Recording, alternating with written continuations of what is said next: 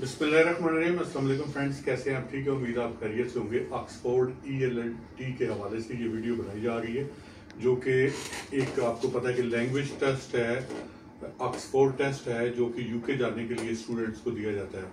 तो सबसे पहले ऑक्सफोर्ड ELLT मीन के English language level test, Oxford English language level test. अब ये जो इंग्लिश लैंग्वेज लेवल टेस्ट है, ये कब दिया जाता है, ये मैं इसका थोड़ा सा आपको बता देता हूँ। देखें, बहुत सारी यूनिवर्सिटी यूके में आइट्स PTE के अलावा आपका लैंग्वेज सर्ट और ऑक्सफोर्ड ELLT एक्सेप्ट करती हैं, जिसमें BPP यूनिवर्सिटी भी है और भी यूनिवर्सिटीज हैं जो हमने अपने चैनल्स पे उनकी जो है ना वो लिस्ट डाल दी है कि जो यूनिवर्सिटीज जो है ना वो ऑक्सफोर्ड ELLT एक्सेप्ट करती हैं। अब इसके बारे में रीडिंग, राइटिंग और लिसनिंग के हवाले से एक अलग वीडियो मैंने बनाई है, वो आप देख सकेंगे।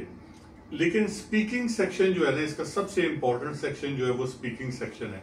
स्पीकिंग सेक्शन की बारी तब आती है कि जब आप रीडिंग, राइटिंग और लिसनिंग जो है ना वो क्लियर कर चुके होते हैं, तो उसके बाद स्पीकिंग की बारी आती है। क्योंकि स्पीकिंग लास्ट में इसलिए आता है कि जो आपने राइटिंग टेस्ट दिया होता है और उसमें जो एसे आता है, उस एसे को आपने स्पीकिंग के थर्ड पार्ट के तौर पे डिफेंड करना होता है।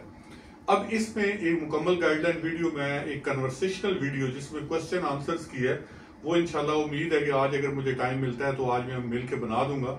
लेकिन इसमें ओवरऑल आपको गाइडलाइन वीडियो में बता रहा हूँ कि फॉर एग्जाम्पल जिस वक्त टेस्ट स्टार्ट होता है, तो टेस्ट स्टार्ट आपका 9:30 पे टेस्ट स्टार्ट होता है। तो 9:30 पे जो ही टेस्ट स्टार्ट होगा तो आपका सबसे पहले प्रेजेंटेशन का टॉपिक आ जाएगा कि आपने प्रेजेंटेशन क्या देनी है। बेसिकली 9:45 पे आपने बाकायदा टेस्ट स्टार्ट कर देना है, ठीक है। 15 मिनट पहले प्रेजेंटेशन आती है, उस प्रेजेंटेशन को आप 15 मिनट में नोट्स की शक्ल में आप लिख सकते हैं। इसमें इसके तैयार करने का एक तरीकाकार मैं आपको बता देता हूँ कि आप गूगल पे जाएंगे। सबसे पहले जब ऑक्सफोर्ड की प्रेजेंटेशन आती है तो उसमें जो उसका माखज है कि वो कहाँ से प्रेजेंटेशन ली गई है, वो भी उसमें बयान किया गया होता है। तो आप गूगल पे जाएंगे, एग्जैक्टली लिखेंगे कि प्रेजेंटेशन बाय दिस, तो वो उसके रिलेटेड जो है ना वो पूरी प्रेजेंटेशन आ जाएगी। तो वो जो आपका एग्जामिनर है, बेसिकली जो आपके टॉपिक को आपसे एक्सपेक्ट कर रहा है कि भाई ये बंदा इसके मेरिट, डीमेरिट, एडवांटेज, डिसएडवांटेज पे क्या बोलेगा, तो एग्जैक्टली गूगल पे जाके वो आप सर्च कर सकते हैं, तो वो आपके पास वो आ जाएगी। नंबर 1। नंबर 2 जो चैट GPT है, उससे भी आप उसके रिलेटेड आप जो है ना वो प्रेजेंटेशन के रिलेटेड जो है ना आप लिखेंगे। तो इस तरीके से गूगल, चैट GPT और आपका कंसल्टेंट है वो भी आपको तैयारी करवा सकता है, ठीक है, इन 15 मिनट्स में।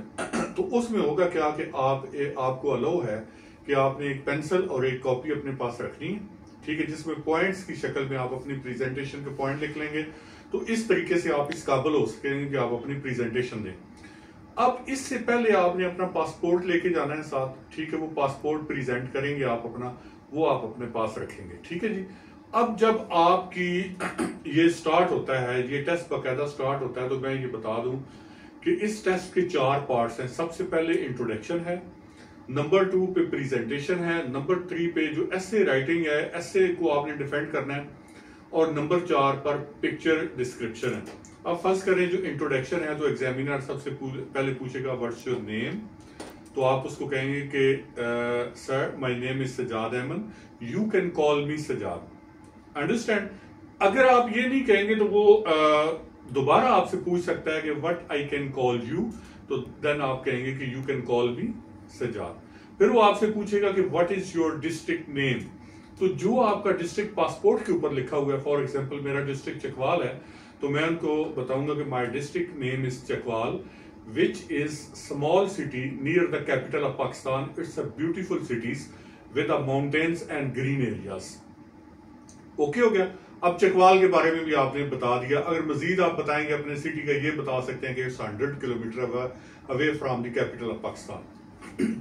अब उसके बाद वो आपसे पूछ सकता है कि आपने यूके की किस यूनिवर्सिटी में अप्लाई किया है। तो फॉर एग्जांपल आप कहते हैं कि I applied in BPP university, वो आपसे पूछ सकता है किस प्रोग्राम में आपने अप्लाई किया, तो आप ये कहेंगे कि I applied in LLM business laws, जो भी प्रोग्राम उस वक्त BPP यूनिवर्सिटी का अवेलेबल है, या कोई भी और यूनिवर्सिटी जो है ना जो यूके में है, तो वो आप इस तरीके से बता सकते हैं। फिर वो आपसे पूछेगा कि what is Oxford test and आपने इसके बारे में कहां से सुना, तो आप इसको कहेंगे कि basically it's English language test when I open my university website on the criteria they mention that for the admission purpose you have to do IELTS, PTE, Oxford language set. तो इनमें से कोई भी आप दे सकते हैं, ठीक है। तो आप ये कह सकते हैं कि basically I see on the university websites, ठीक है। इस तरीके से आप उसको रिप्लाई करेंगे। फिर वो आपसे पूछ सकता है कि ELLT स्टैंड फॉर, तो आप कहेंगे कि Oxford English language level test, तो ये आपने उसको बता दिया।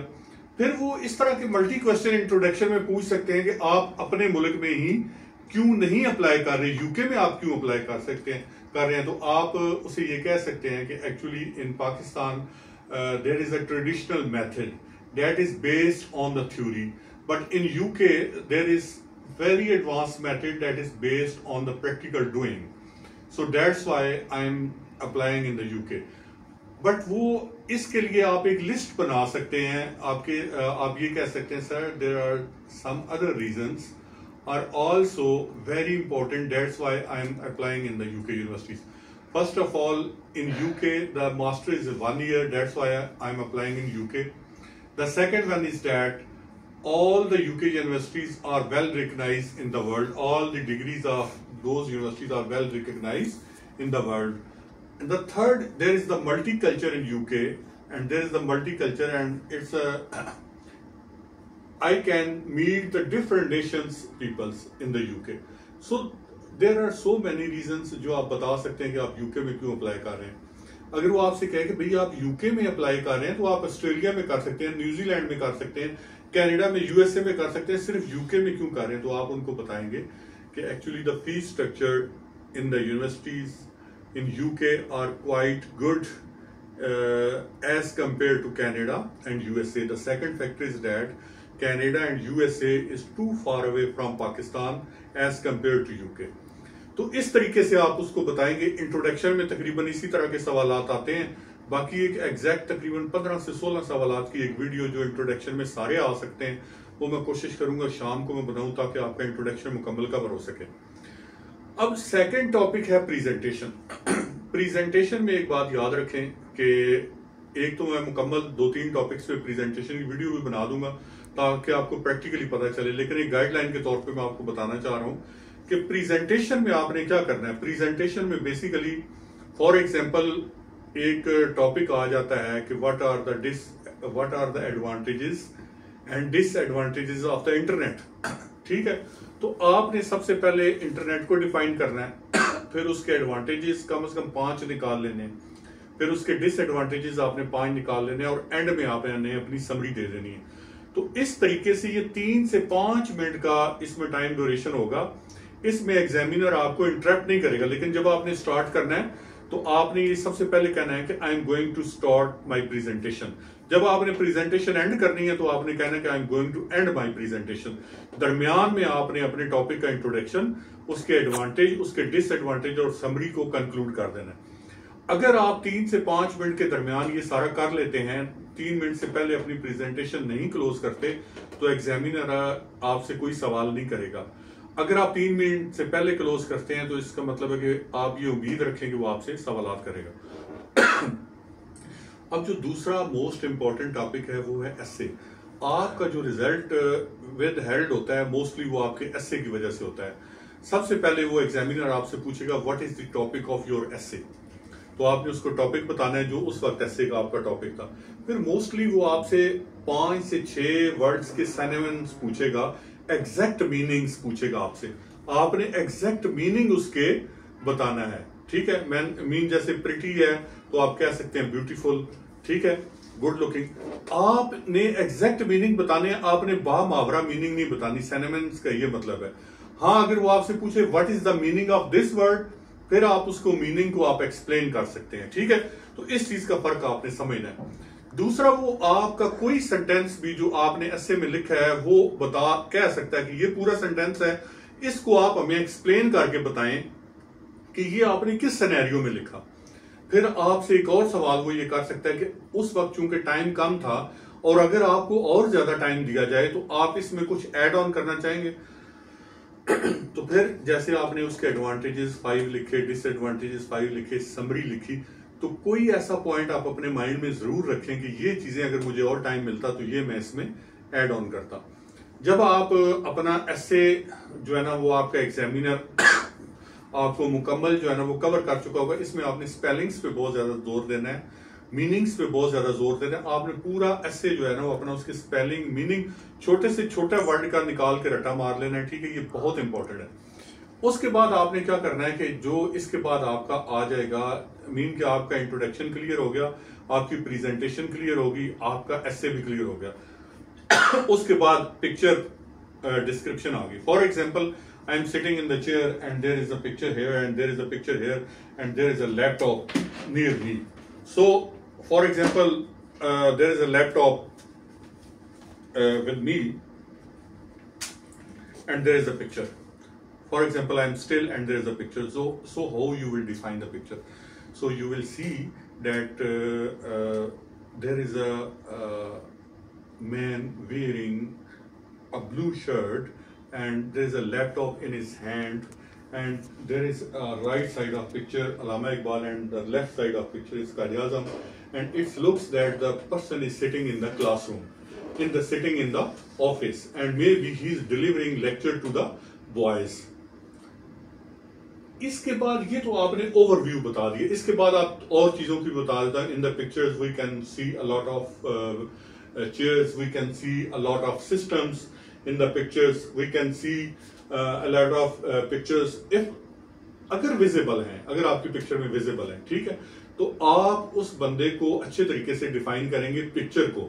तो तकरीबन आपने 15 सेकंड के लिए वो पिक्चर डिस्प्ले होगी, आपने 90 सेकंड का राउंड जो है ना वो उसमें आपने बता देना है कि पिक्चर में है क्या और पिक्चर में बताया क्या जा रहा है और पिक्चर में जो जो चीजें नजर आ रही हैं उनका पर्पस क्या है। तो अगर आप इस पे जवाब दे देंगे तो फिर उसके बाद ना एग्जामिनर आपसे कुछ सवाल पूछेगा, tell me about Allama Iqbal, tell me about Quaid-e-Azam, क्योंकि आपने इनका जिक्र किया, tell me about laptops, what is the benefit of laptops, ठीक है।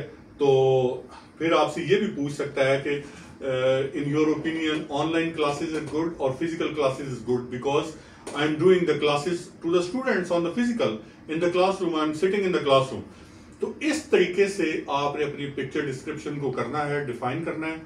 इस सारी चीजों में आप इंतहाई कॉन्फिडेंस के साथ अपना टेस्ट दें, इंशाल्लाह अल्लाह आपको कामयाब करेगा। और इसके अलावा हम अपने सेंटर पे राइजिंग स्टार इमिग्रेशन कंसल्टेंट पे, जो कि मिड सिटी मॉल में हमारा ऑफिस है F21 फर्स्ट फ्लोर पे, तो इसके अलावा हमने बड़े क्लासरूम्स आप लोगों के लिए हायर किए हैं, जिसमें आइट्स की क्लासेस, पीटी की क्लासेस, लैंग्वेज सर्ट और ऑक्सफोर्ड भी हम आने वाले टाइम में स्टार्टअप कर रहे हैं। तो तमाम लोग जो कि लैंग्वेज करना चाहते हैं या कनाडा और यूके स्टूडेंट वीजा पे जाना चाहते हैं वो हमें कांटेक्ट करें, इंशाल्लाह हम उनको ट्रेनिंग भी अच्छी देंगे, उनको कोर्सेज भी डिस्काउंटेड प्राइसेस में कराएंगे जो कि मार्केट में प्राइसेस चल रही हैं, और उसके अलावा उनके साथ 1-to-1 क्लासेस लेंगे ताकि वो अच्छे तरीके से अपना टेस्ट क्लियर कर सकें और बाहर अपना फ्यूचर, अपने पेरेंट्स का अपना फ्यूचर बेहतर बना सकें और अपने पेरेंट्स का और अपना नाम रोशन कर सकें और उसके बाद अपने मुल्क का नाम रोशन कर सकें। मेरी वीडियो अगर अच्छी लगे तो बाकी सब लोगों तक इसको शेयर करें ताकि जो लोग टेस्ट के हवाले से तैयारी कर रहे हैं वो मेरी वीडियो देखें और मेरे पॉइंट्स नोट कर सकें। बहुत शुक्रिया। अपने दोस्त Sajjad Chaudhry, immigration consultant, LLM international law को इजाजत दें। अल्लाह हाफिज, टेक केयर।